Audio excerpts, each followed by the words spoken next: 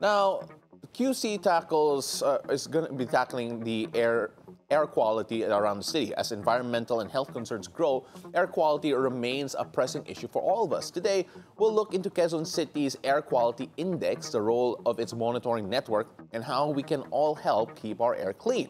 Joining us via Zoom is Ms. Andrea Villaroman, head of Quezon City's Climate and Environmental Sustainability Department. Magandang umaga, Ms. Villaroman. It's a beautiful day, and welcome to the show. Good morning. Good morning to you po. All right, ma'am, let's take a look first at the current state of the air quality in Quezon City based on the latest AQI ratings or the AQI readings. Well, actually, ang ating AQI, we're very blessed here in Quezon City na we stay within the limits of the DNR standards. So, which means na at around 20 to 25, yun po yung ating range. Pero for the past 4 years that we are recording this, hindi tayo lumalagpas ng 21 micrograms per cubic meter. So, which means na talagang dito sa Quezon City, malinis pa ang hangin. Ma'am, alam ko medyo technical po ito yung AQI, but can you explain siguro in layman's terms, ano po yung mini-measure ng AQI when we talk about the particles in the air? What does that really mean? And of course, what constitutes as danger levels in terms of yung air quality po? Yes, very technical talaga itong pag-measure natin ng air quality index, no? In fact, wala tayong gantong monitoring equipment nung nag-start po ang administration ni Mayor Joy, but we felt the need to measure our air quality. Ang ating tinitignan is yung particulate matter na 2.5. These are very small particles na mini-measure ng ating air quality sensors para makita kung meron tayong pagtaas ng readings, and therefore kapag meron ganong pagtaas, ina-analyze natin kung ano yung dapat na maging interventions based on the possible sources of air pollution.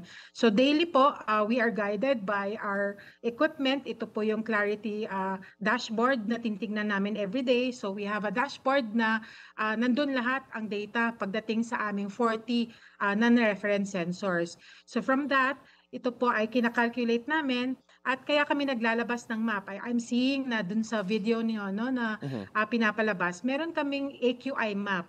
Very simple siya actually dahil gusto natin maintindihan ng tao kung anong ibig sabihin niya.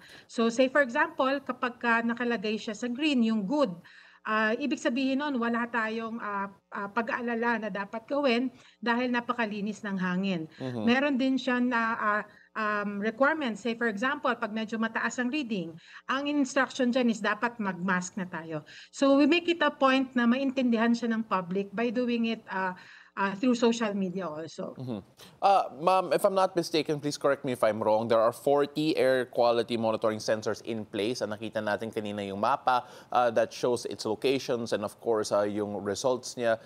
Just how important is this particular data, especially when you can find data on specific areas to help with decision-making policies, environmental policies, in a very localized manner po? Well, it's really very important kasi targeted. Hindi natin nakikita yung effect ng air pollution. Hindi rin natin minsan napapansin mataas pala yung levels. Even for kami na mga technical staff na kailangan talaga mag-base kami dun sa aming data sa air quality sensors. So, dahil meron kaming data kung saan posibleng matataas ang pollution hotspots, yung interventions din namin very targeted. Say for example, nakikita ninyo sa aming mga air quality index maps, lagi pong mataas ang Cubao-Arayat area. So, kung titignan natin ang Cubao-Arayat, ano ba yung foot traffic, ano ba yung activities na meron doon? So, that way, meron kaming kaukulang interventions sa ginawa. Say for example, nakikita namin na at this certain time of the day mataas siya. Ano kayang cost niya? So pupuntahan niya ng areas ng ating mga barangay enforcers, pupuntahan niya ng mga traffic personnel ng city government at ire-report po sa amin yan. Ang sasabihin po nila, meron po kasing idling ng sasakyan kaya po merong pagtaas ng reading dahil public market po yung lugar na yon. So kami, very important talaga yung data kasi nakikita namin kung paano namin i-address yung certain situations and pollution hotspots na nakikita namin. Ms. Andrea, it feels very extensive yung network po ninyo with the 40 monitoring stations and 40 monitoring systems. And it feels already in terms of yung quality ng network po ninyo, it's more expansive than some other cities, some other LGUs. But are there already plans to make the data even more extensive? Any plans to expand yung data gathering po ninyo in terms of air quality?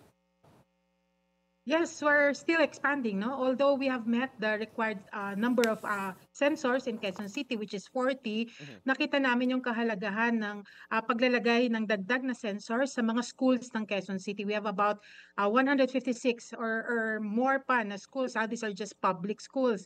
Pero tingin namin dahil very vulnerable ang mga bata, kailangan namin maglagay mismo sa mga sites ng school natin para sa pag-assess kung sila ba ay pumapasa dun sa exposure level na nililimit sa atin ng DNR. So from 40 sensors, we're planning to expand more. There's going to be 25, I think, 25 more this year. And we're adding a wind module, yung hangin, malalaman natin kung saan nanggagaling yung flow ng hangin. Kasi while this is very technical, no, important sa amin na yung flow ng hangin nalalaman dahil kapag very stagnant, ibig sabihin wala masyadong movement sa hangin, nagiging area yon kapag nagkakaroon ng opportunity na magstay lang yung pollution level sa isang lugar. So high risk po sa amin yun, no? Kami mismo, tinitingnan namin how to address that. Kaya yung mga ganong additional wind modules ay very important to us. Meron din tayong opportunity na makita kasi hindi naman lahat ng activities within Quezon City lang. Say for example, nagkaroon ng sunog sa tabi naming mga cities. So nalalaman namin kapag ang wind direction papunta sa Quezon City, alam namin kung saan siya nanggagaling, and therefore nakikipag-coordinate din naman kami sa ibang mga counterparts ko sa iba't ibang mga cities dito sa Metro Manila. Ma'am, Quezon City has been one of the LGUs that have really tackled the environment aggressively under Mayor Belmonte. And when you take a look at the air quality levels and, of course, working alongside other organizations such as the CCESD, how is the QCHD working alongside them to monitor yung impact po of yung air quality, either poor or good, for the residents of Quezon City po? Yeah, we actually have an air quality technical working group here in Quezon City, and co-chair ko po as head of the Climate Change Department, ang head din ng ating City Health Department. Nagkaroon kami ng health impact assessment actually, no? Tinignan namin kung ano yung mga cases ng diseases na tingin namin related sa air pollution exposure. So, very crucial sa amin na makipag-coordinate sa iba't ibang departments. Aside from City Health Department, actually, we also coordinate with our traffic enforcers kasi napakahalaga nung information on the ground. Sila yung nakakaalam kapag may sunog, sila yung nakakaalam kapag heavy yung traffic, which is mostly yan ang source ng ating pollution, no, yung vehicular traffic, sila ang nagre-report sa amin. So it's actually an interdepartment collaboration. Hindi namin sinusolo lang yung work kasi marami pong dapat na stakeholders na makibahagi sa amin. In fact, we also have a group, we call them the Clean Air Advocates. So these are private citizens na anytime na magkaroon sila ng incidences sa area nila, they get to report this to our Facebook page. Ini-inform kami kapag may open burning, say for example, meron silang kapitbahay na nagtatapon ng basura and then ito ay sinusunog, yun po inire-report din sa amin kasi napakahalaga na on the ground, alam namin yung situation para relate namin naman dun sa aming air quality index. And therefore, kapag alam na namin yung lahat ng datos, alam na rin namin kung paano siya a-actionan at bibigyan ng intervention. Ms. Andrea, I remember seeing yung mapa po ninyo for the first time and thinking na it is surprisingly good air quality for a city dito sa Metro Manila.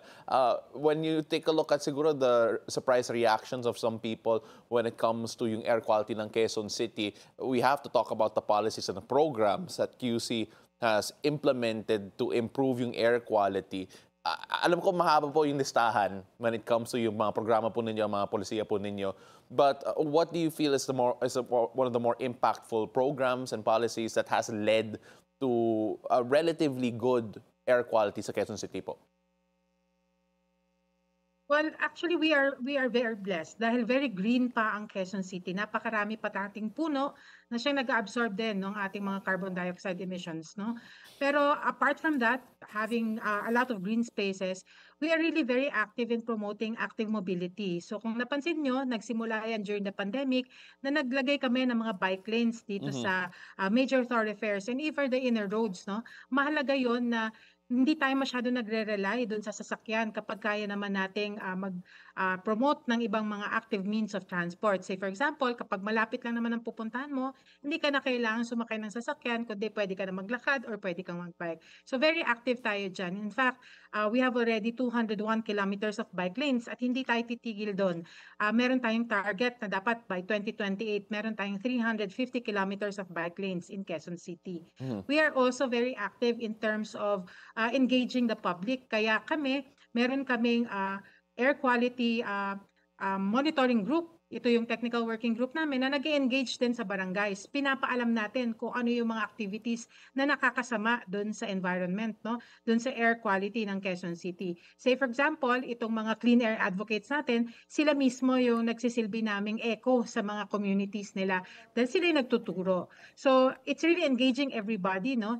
Aside from bike lanes tayo, very aggressive tayo sa pag-transition natin ng electric vehicles. Mhm. Alam nyo ba yung libreng sakay dito sa Quezon City, no? Meron kaming 8 routes na libreng sumakay ang ating mga Q-citizens para sa kanilang pagtatrabaho. Itong 8 buses na to ay ginawa na nating electric, no?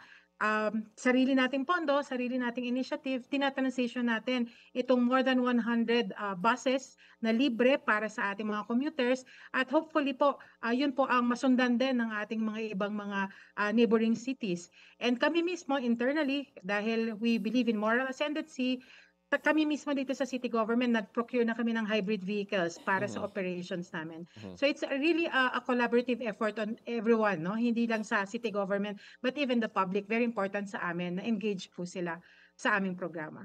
Miss Andrea, when we started the interview, you mentioned beforehand na hindi ka po sanay to do interviews like this. But then the insights you gave po, iba Yes. talaga. Maraming salamat po. We really appreciate you. Send my regards to the rest of your team po. And thank you so much for coming on the show. Maraming salamat po. Thank you. Maraming salamat po. That was Miss Andrea Villaroman from the Quezon City Climate Change and Environmental Sustainability Department.